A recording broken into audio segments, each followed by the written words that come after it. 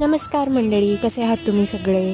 तुम्हाला माहितीच आहे की जसं आमच्या घरी आता चुलीवर जेवण बनवणं चालू आहे, तर मग आम्ही असेच थोडं टमाटर चुलीमध्ये भाजायला टाकलं होतं. तर मग इथे थोडं तेल घेतलं आधी आणि लसूण, सांबार म्हणजे कोथिंबीर आणि मिरचीची पेस्ट काढून त्याला छान तेलात परतलं आहे, जिरा मोहरी टाकून त्याला छान शिजू द्यायचं आहे आधी.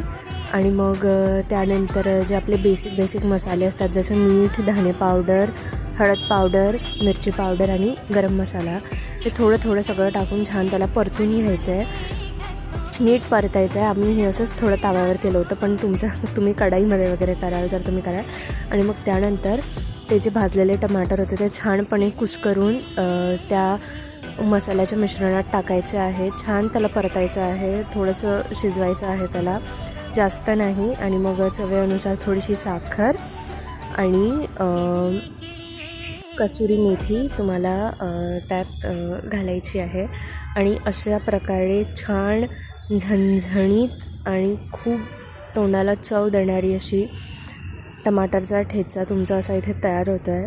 आणि जर तुम्हाला अशाच वेगळ्या नवीन अशा मराठमोळ्या रेसिपीज हव्या असतील तर नक्की कमेंट सेक्शनमध्ये सांगा. तुम्हाला कढी गोळ्याची वगैरे रेसिपी पाहिजे असेल किंवा कुठल्या मिसळाची भाकर असते याची त्याची वेगळ्या रेसिपीज पाहिजे असेल तर कमेंट नक्की करून सांगा. आणि व्हिडिओ आवडल्यास चॅनलला लाईक, शेअर आणि सबस्क्राईब करा. Till then bye. मी तर चालली छान टमाटरचा ठेचा खायला. तुम्ही पण तुमच्या घरी बनवून छान खा.